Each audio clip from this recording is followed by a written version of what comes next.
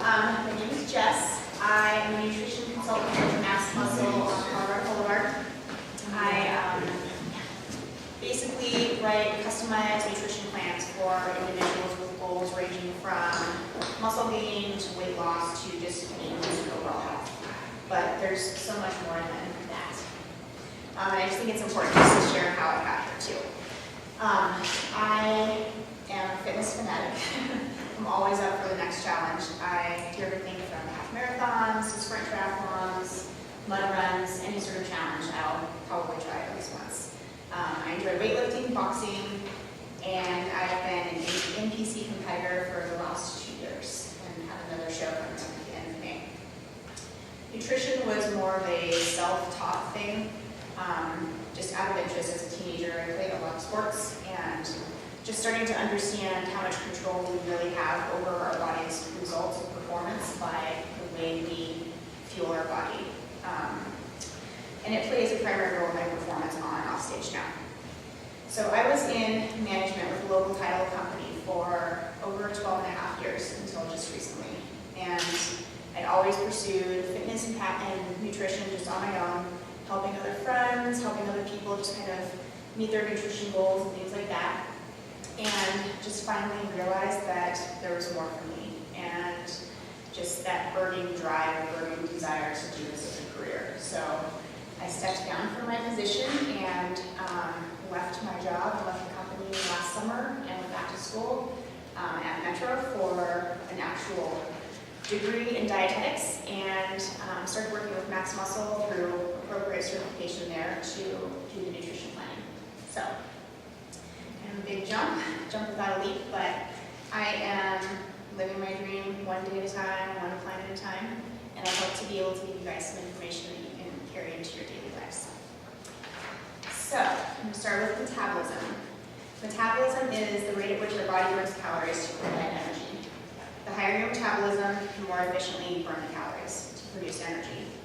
The only way to raise your metabolism is to eat more and move more. And I know this seems counterintuitive, eat more. We think by eating more we're going to gain weight, but it's more about eating enough of the right foods at the right times, and you'll actually see your body change in the goal that you're going for. When we lean, more muscle. Think of your body, and forgive my pictures. Think of your body as a wood-burning stove. The wood is the fuel, or the food, and the energy is the fire or the metabolism. And you have to feed the fire with the wood to keep it burning, or feed your body to keep it running. The more that wood gets put in, the movement, the hotter the fire burns. So what happens at the end of the day when you stop putting the wood in? The fire quickly goes out and is reduced to embers by morning with barely heat in the room. The only way to get it going again is to stoke it and add more wood, right? So it's the same with your body. Eating regular meals, fuel, spaced evenly throughout the day, gives you continuous energy, raises your metabolism, and when you don't feed it, you feel sluggish, tired, your body goes into starvation mode, like the embers, to slow your metabolism. This is also why it's so important to start your day with a good breakfast, because you're at that catabolic state, which we'll go over in just a minute. But you let your embers go down throughout the night, you have no energy left, and you can't warm the room without that fuel. So eat more and eat consistently. So how do we get energy? Energy comes from food and is measured in calories. Nutrients that give us calories are carbs, proteins, and fats. Nutrients that don't give us energy are vitamins, minerals, and water, but they're still essential for us. The most important source for athletes is carbohydrates for energy. Carbs can be stored in our muscles, used as glycogen, or as glycogen and used for quick energy. After exercise, we need to replace the used glycogen. Carbs. Eat a diet rich in carbohydrates, and depending on your workout regimen, eating 20 to 35% of your daily calories in carbs is suggested. Now, there's a lot of information out there, a lot of things that might say eating 60% of your daily calories and carbs is appropriate. But under normal human circumstances, we only require minimal amounts of glucose. Most can be supplied by the liver as needed. So foods high in carbs are whole grains, fruits such as berries, apples, and bananas, vegetables, beans, and dairy. And there are two types of carbs, complex and simple. Complex carbs, also referred to as starch, are made up of many sugar units. They're found in both natural, brown rice, and refined, white rice form. They're structurally more complex and take longer to break down, longer to digest, and keep us full longer.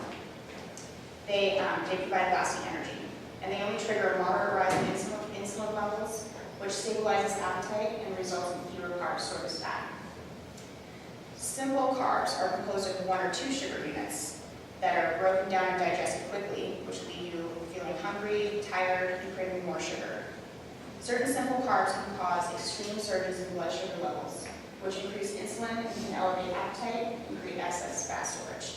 So, drinking pop, eating candy, things like that. Simple carbs, so they're made of like 2 little units, break down, go through your body quickly, empty calories. You're hungry again. Simple carbs are mainly added with sugars, which have very little nutritional value and are considered empty calories.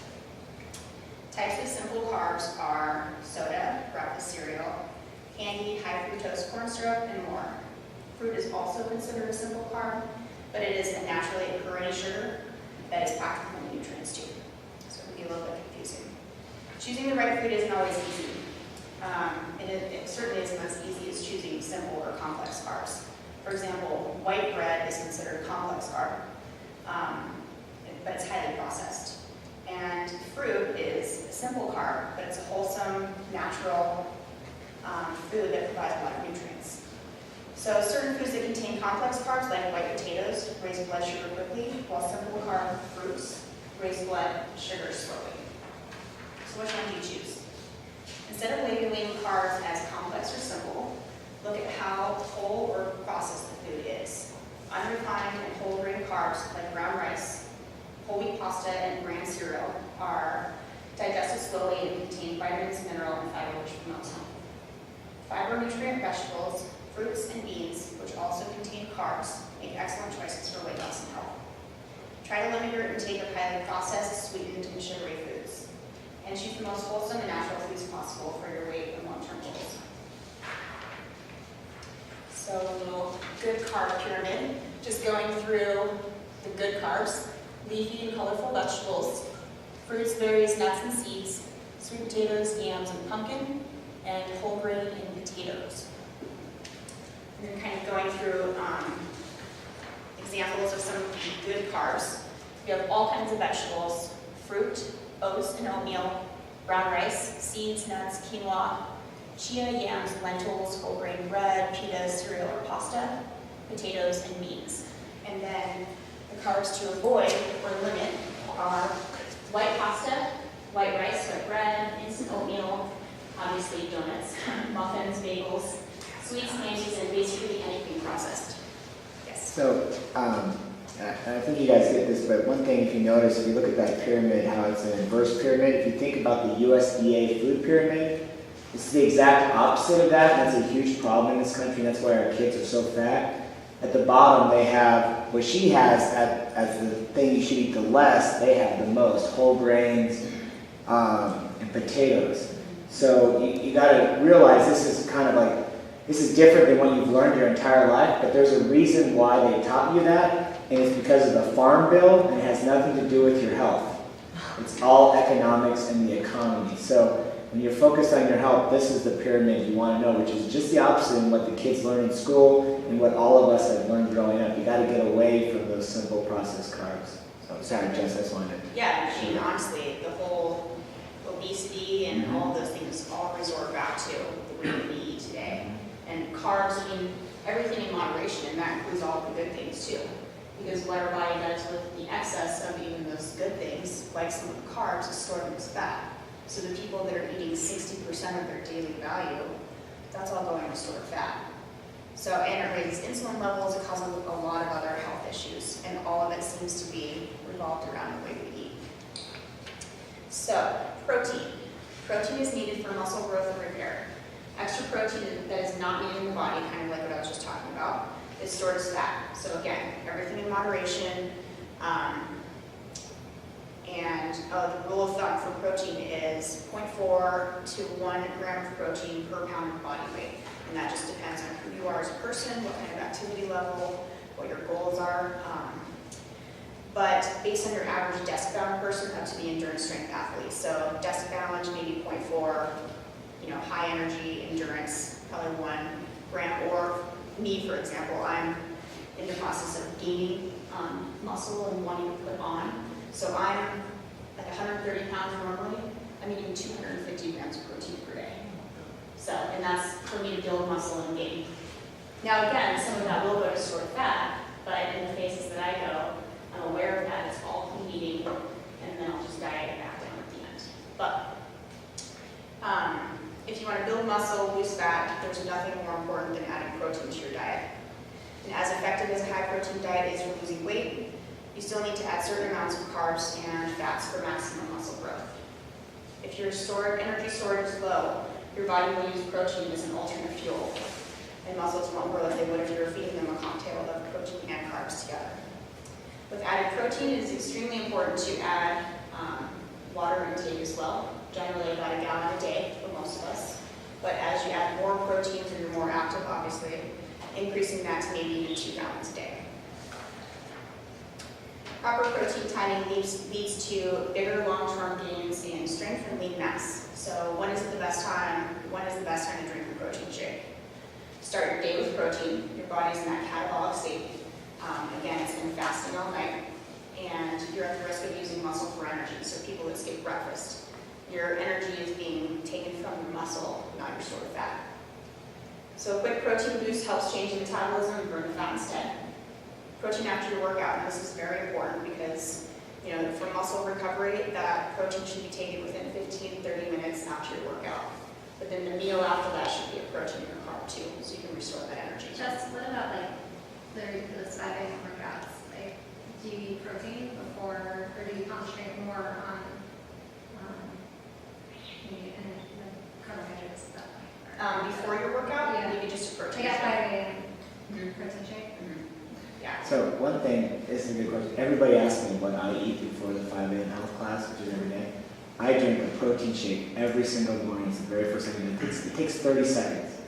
I just slam it. It's not even 30 seconds. Wouldn't you feel, don't you like you have to throw up if you're No, you get used to it. Not at all. And then I eat a banana and I eat oats. Sometimes I'll have like a protein shake and a protein bar before 5. Because if you're going to go for 90 minutes all out, you've got to have nutrition. Otherwise, you drink water before your classes. I'm seriously not going to throw it up. you're not going to take it.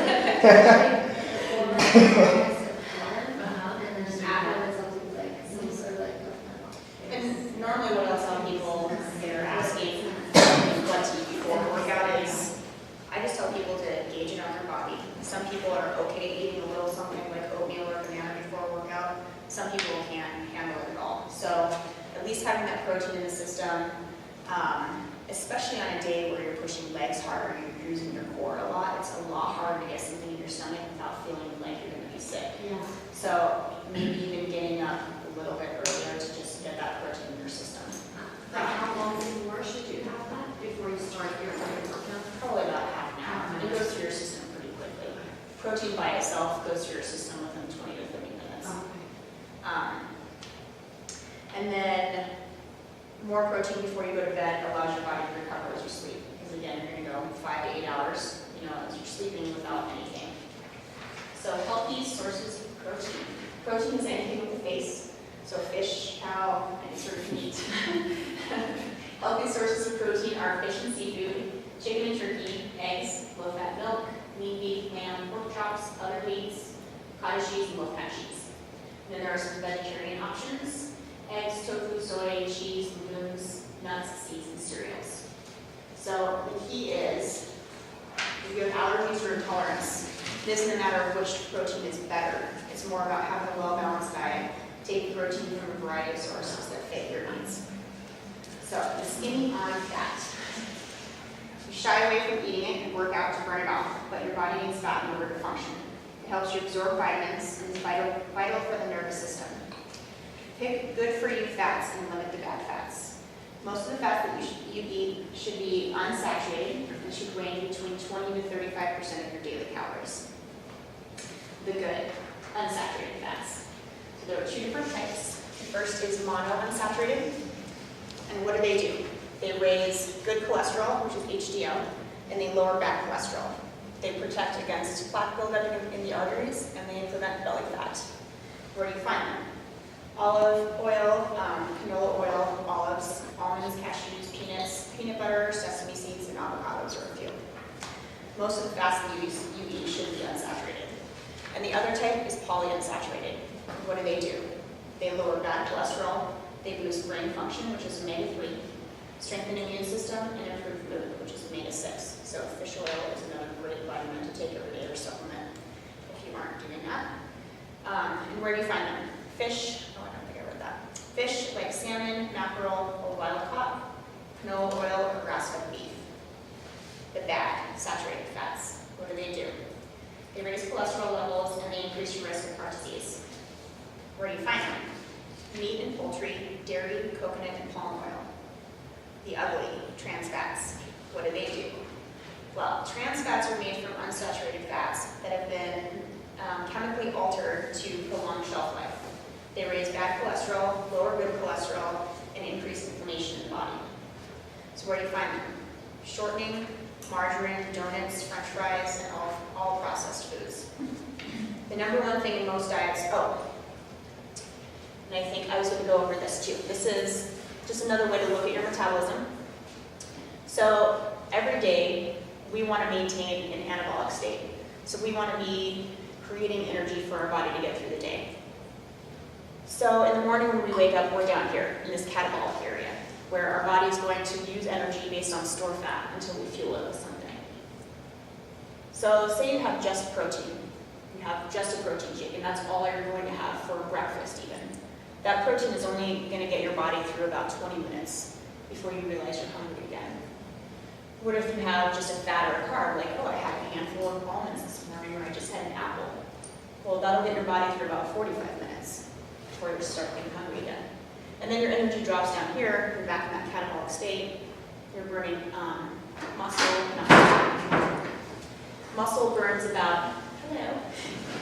muscle burns about 50 calories a day versus fat that burns 5.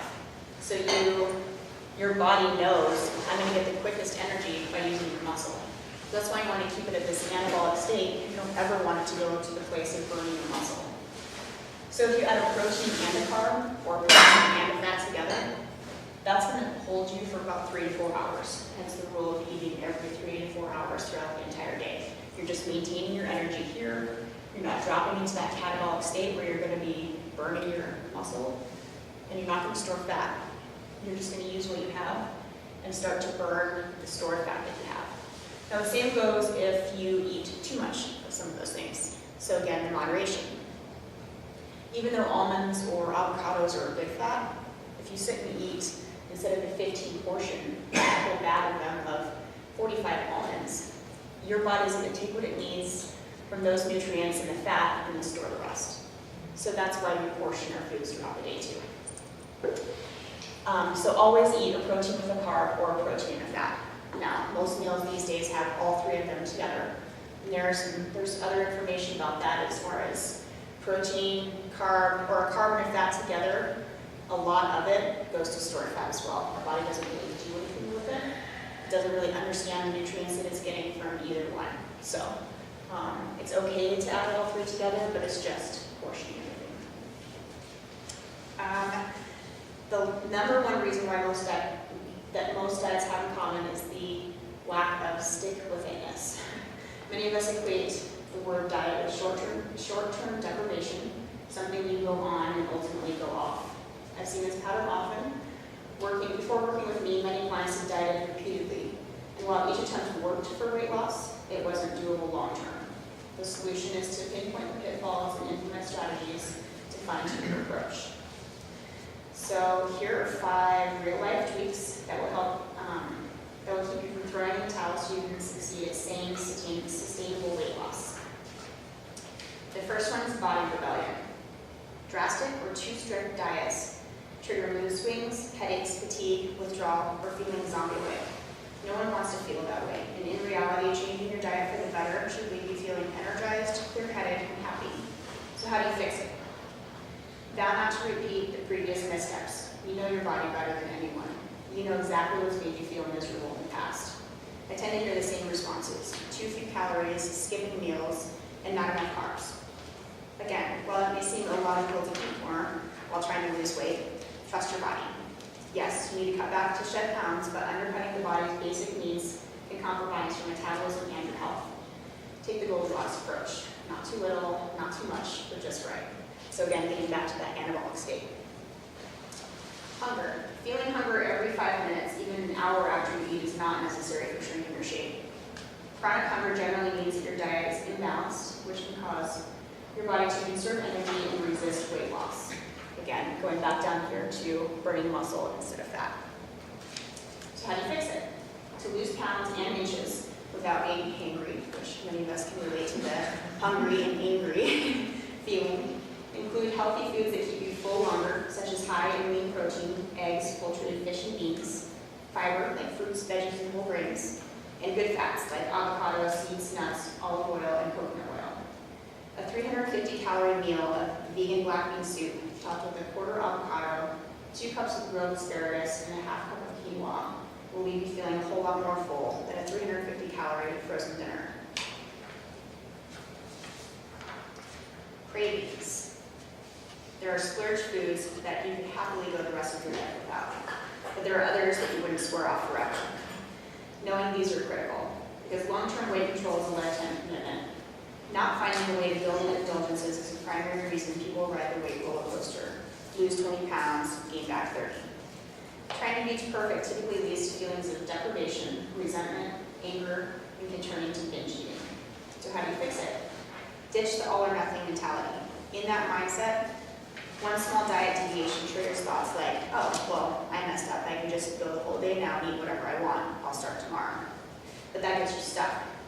If you're worried about overdoing it, allow small splurges in ways that reduce the chance of overeating. For example, once a week, split a dessert at a restaurant, or buy 1 cookie from the bakery instead of buying a whole box. Be sure to include nutrient-rich, weight loss-friendly foods that feel like splurges, like almond butter, avocado, and dark chocolate. Not being able to look forward to and savor your food is a surefire recipe for disaster.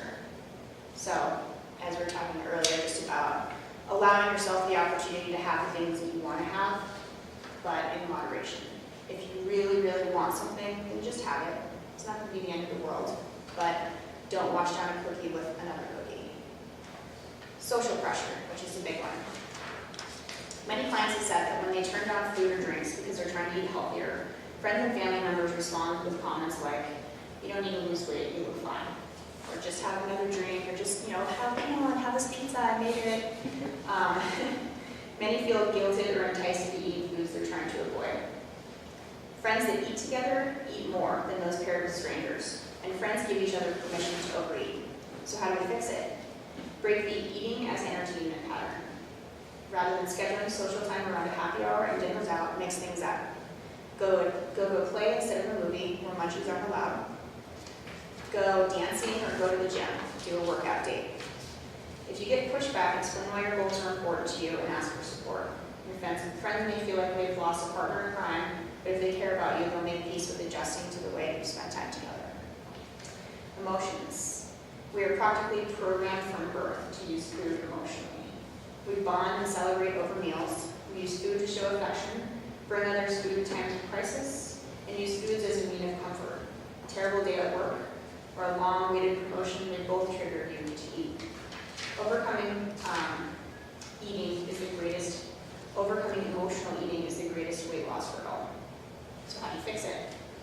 Strong emotions tend to drown irrational thoughts and distance us from the consequences of immediate actions.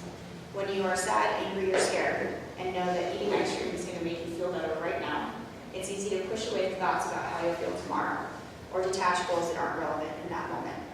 It's not easy and it doesn't happen overnight, but you can change the pattern. Even if you didn't eat emotionally 50, 60, or 70% of the time, that shift can have a dramatic impact on your weight. If you're pulled toward the pantry, hit a yoga class. It will help dial back the intensity of your feelings and reconnect you with your broader objective. So that went much faster than I thought. Before I open to questions, I'm going to end with a little quote. Doesn't matter how hard you work in the gym if you don't control what you put on your plate. And as I do these, like I said, I'm writing these just for you guys, so if you have suggestions or there are things that are of interest to you, just let me know, and I'm happy to take a look at it and do next lectures about it. But I was thinking the next lecture would be Nutrition Mythbusters, which there are a ton of them. So if you have suggestions or questions and things, let me know. Does anyone have questions? So I just had a comment. That was awesome, thank you. That last part that Jessica talked about, the whole social eating and emotional eating, that's why we all have problems, right? I mean, that whole first 30 minutes, I think all of you understand that and have heard it before, right? It's always good to hear it again and have it reframed. But we know what's good for us. We know what's bad for us. But your friends, your family, your emotions, your attitude for the day, that's where we crash every day. The emotional thing has a lot to do with a lot of other issues in life, but the friend thing, so I know this sounds hard, but in this community around here, it's really easy to find friends that will support you and encourage you on a healthy lifestyle. And will go do stuff with you that's fun and exciting, that it doesn't involve drinking and eating. And so, I mean, sometimes you got to ask yourself, are you surrounded by the people that you want to be like? And I know that sounds harsh, but ultimately in life, you've got to make those decisions sometimes. And if your friends are not willing to support you, or your spouses, or whatever it is, rethink where you're at, because your health is a lot more important than a friendship, especially with someone that doesn't, how can they be their friend if they don't support you? And the truth is, they probably need this new lifestyle just as much, if not more than you. If they're not willing to kind of turn it around and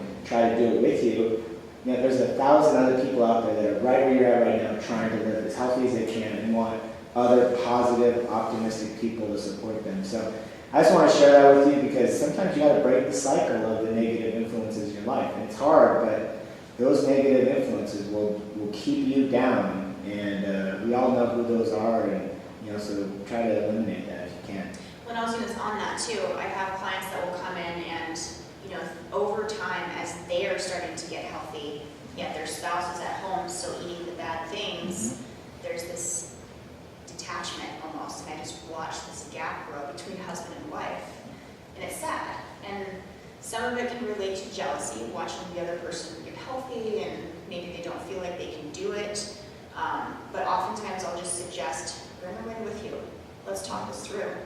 I have one of my clients that brings his wife and daughter every single time, and he wants their support, and while they may not need to or feel like they need to eat that way, they just need to be there to support his journey. So